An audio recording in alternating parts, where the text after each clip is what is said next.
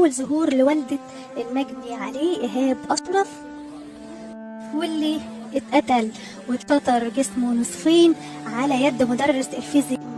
لأول مرة اتخض وقلبي وجعني. بحب العلم جدا، وكان بيحب المدرس ده جدا، وكل ما اقول له يعني الحمد لله كان بيحب المدرس ده. كان بيحب المدرس المتهم. ايوه كان بيحبه، كان صاحبه. اه واتفاجئ ان المدرس بقاله اكتر من شهر بيجهز لقتله ويدبر له ويدور هنا ويدور هنا. اما اتهموه وقال لهم لا مش هو، كل اتهموا وقال لك لا مش هو. مش هو. ايوه يعني ما يجون اتهم بالمدرس بيقولوا لا ما تتهمش بالمدرس. اتفاجئ ان المدرس بيجهز كل حاجه كل حاجه. المدرس كان صديق يعني. ايوه كان صديقه. كان ما يخلص دروسه وعنده مثلا عند المدرس ده حصه، ويخلص مع الحصه يقول ايهاب انت بتعمل ايه؟ حاضر يا ماما جايه اهو. ده المدرس اعطاني المساله حلها، ده بيختبرني، ده قاعدين مع بعض شويه وجايين. يا ايهاب قال لي ماشي.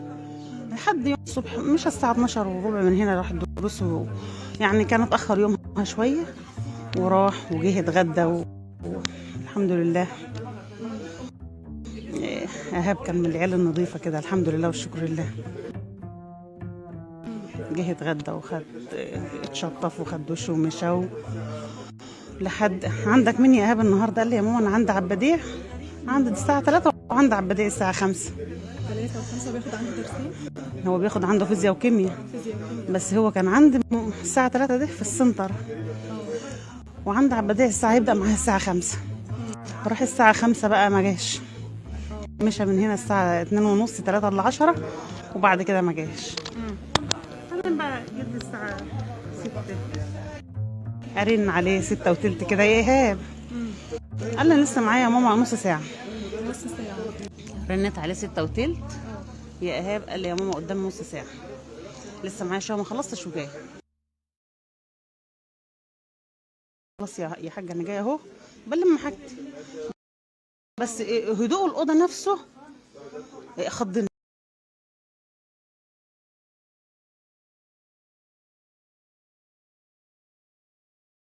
قلقني هدوء الأوضة في الدرس ما كانش حوالي. هدوء الصوت اللي كان لا انا اتصلت بابني الاول الساعه 6:52 دقيقه.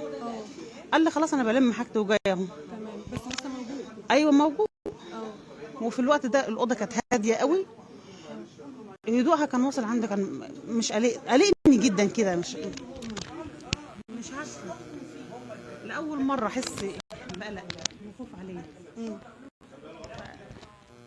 اجي ابص يعني جم ورنيت عليه تاني.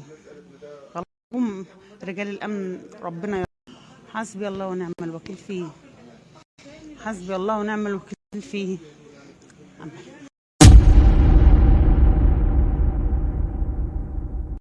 لو انت القاضي هتحكم بإيه على قاتل إيهاب؟